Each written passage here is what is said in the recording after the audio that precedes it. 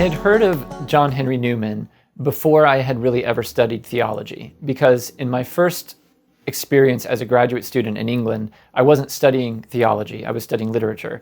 So I just gleaned a lot of theology during this time, and I was running around with a group of friends who were very into the Oxford movement, the Tractarians, people like John Henry Newman, John Keble, Edward Pusey, people like that. So I had heard the name Newman, but it wasn't until I was training for ministry in the Episcopal Church that I really read Newman. And reading Newman while training to be an Anglican clergyman is a really interesting experience. At least according to the school that I went to, the kind of unspoken rule about Newman was that we were very interested in him up to 1845, and then not after. So we were very interested in his sermons, in his tracts, the texts that he wrote as part of this Catholic movement within the Church of England. But we didn't read the Apologia. We didn't read the Essay on the Development of Christian Doctrine. We didn't read the Idea of University. We didn't read any of his other important texts that he wrote as a Catholic. So it took some time for me just on my own to come back to Newman. And the truth is that for several years, I was afraid of Newman. I was afraid that if I read the Apologia, that I would feel like I had to convert right then and there.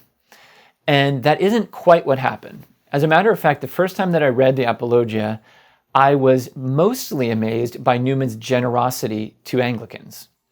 And so I'm really glad that that was my initial feeling of Newman during that first reading, because it allowed me, when I ultimately did convert, to be gentle with myself and generous with myself, and understand that what I had gone through was like what Newman had gone through, that he wasn't sort of writing off his whole past or his whole previous identity before he became Catholic.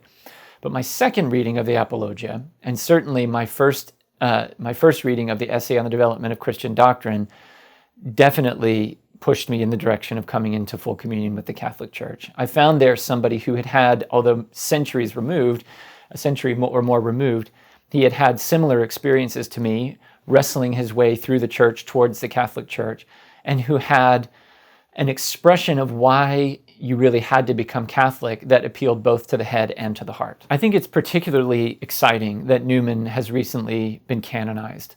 I believe that not only his writings, but his prayers were instrumental in my coming into communion with the Catholic Church. And I believe he's also the kind of saint that the Church needs at this time. He's somebody who had an immense intellect, but also ultimately believed that what you believed had to be the fire of your heart.